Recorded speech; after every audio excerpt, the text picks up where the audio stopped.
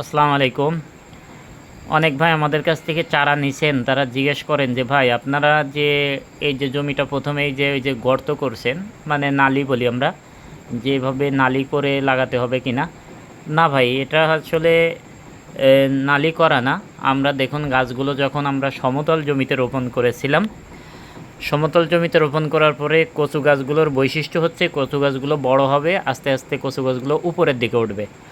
আর যখন গাছগুলো উপরের দিকে ওঠে তখন স্বাভাবিকভাবে গাছের শিকড়টা বেরোয় যায়, আর গাছের শিকড় যখন বেরোয় যাবে তখন গাছের শক্তি কমে যায়।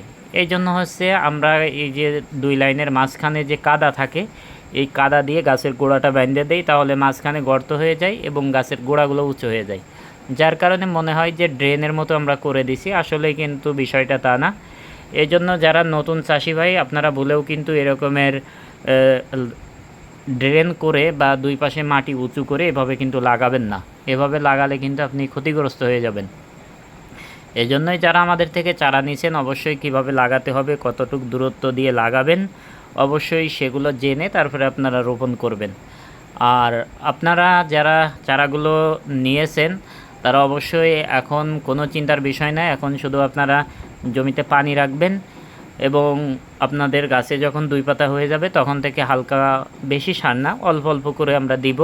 কারণ গাছগুলো বড় না হলে এখন আপনি বেশি সার দিয়ে অযথা টাকা পয়সা নষ্ট করার কোনো মানে হয় না।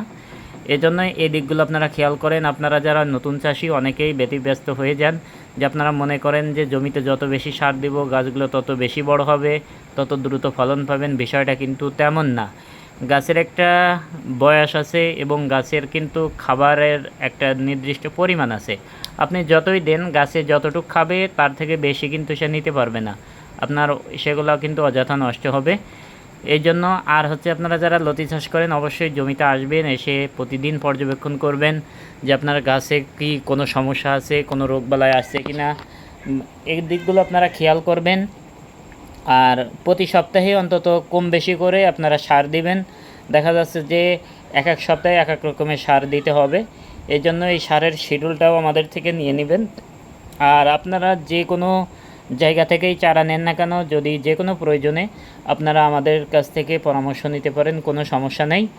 আর আপনাদের যাদের এরকম গাছ বড় হয়ে গেছে, লতি আসতেছে না, এরকম যদি কোনো সমস্যা হয়ে থাকে সেক্ষেত্রেও আপনারা আমাদের থেকে পরামর্শ নিতে পারেন। ইনশাল্লাহ যেভাবে বলবো এভাবে আপনারা মেডিসিনগুলো প্রয়োগ করলে আপনাদের গাছে ওই রকমের লতি আসবে।